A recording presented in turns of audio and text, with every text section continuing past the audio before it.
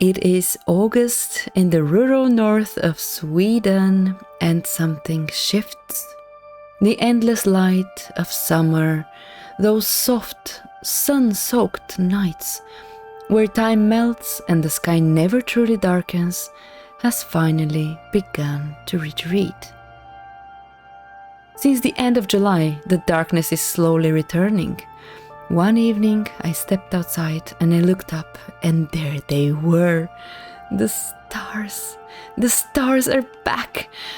And oh, I have actually missed them. After months of soft grey nights, purple nights, and pink nights, it feels like meeting old friends again. They shine above the treetops and the rivers with the clarity that is almost overwhelming. Each one a quiet miracle.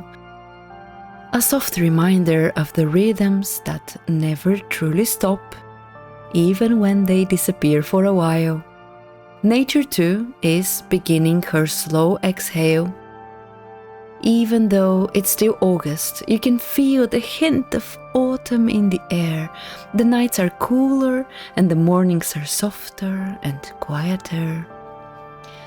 Somewhere inside, the soul begins to shift as well, gently aligning itself to the coming season of golden leaves and early sunsets. It's not dramatic, not yet, but it's there, just beneath the surface, the whisper of change.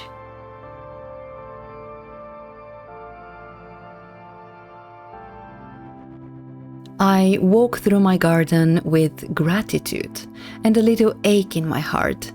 The short northern summer that we have has given what it could almost. There are blueberries bursting with flavor in the forest. There are sun-warmed strawberries and sweet raspberries tangled in their green nets. The red and white currants glow like tiny jewels. My carrots are still small, and the zucchinis are a bit shy, but here in the north we take what we can get. There's something endearing about baby vegetables anyway, everybody loves them, and they remind you that time is never quite enough here. And yet nature still tries, it really tries. And then there are the herbs, quiet and humble gifts from the forest and the garden edges. We don't have the abundance of the southern herb gardens here in the north, but still I gather what I can. Röllika, or yarrow, is the most faithful of them, and she grows wild and gentle. Her white flowers dancing in the breeze, waiting patiently to be noticed. I dry her carefully, knowing she will bring calm and clarity in the darker months. I also collect kirskål, which is a forager's treasure that many overlook actually. Its young leaves carry a freshness that is perfect for teas, maybe a little soury, a little lemony flavor. If you really try, you get the notion of it. And then the tender leaves of raspberries and strawberries. Not the fruit this time, but the leaves, soft green and full of quiet medicine. They dry beautifully, curling into themselves like tiny secrets waiting to be steeped.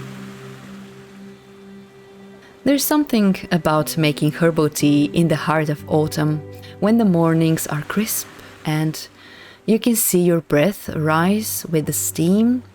The smell of the yarrow, raspberry leaf and strawberry leaf drifting from a warm cup, like a whispered memory of the summer that is now, comforting and earthy and alive. It's these small rituals that anchor me. They remind me that even as the world slows down, there are still ways to tend to ourselves gently and from inside out. But it's still a season of gathering right now. Not just fruit and vegetables, but also moments.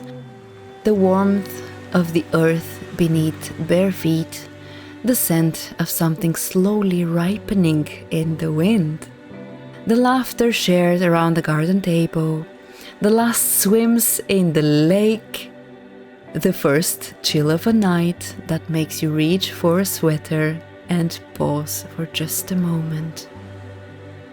My life is still hectic, still tender in places where recent storms passed through.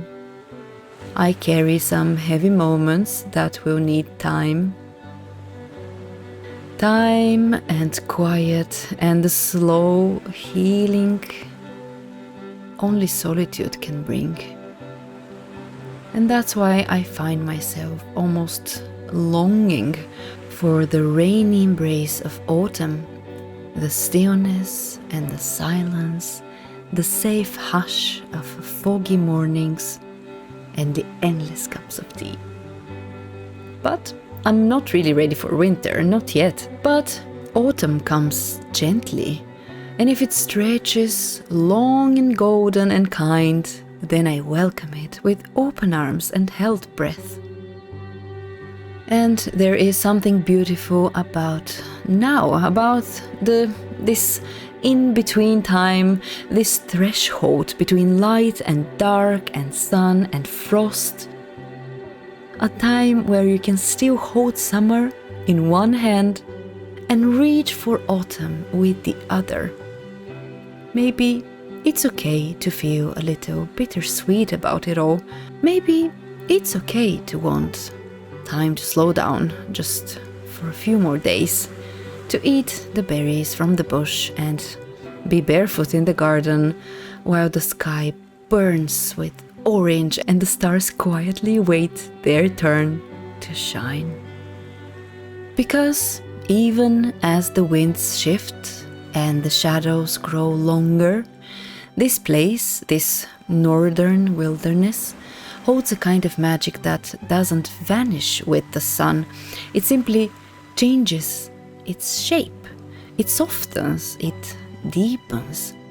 And as we move forward, step by step, leaf by leaf, there is comfort in knowing that even as the season turns, we are turning too. We're ripening, letting go, becoming quieter and wiser and a little more rooted. So I let the leaves blush with red and gold.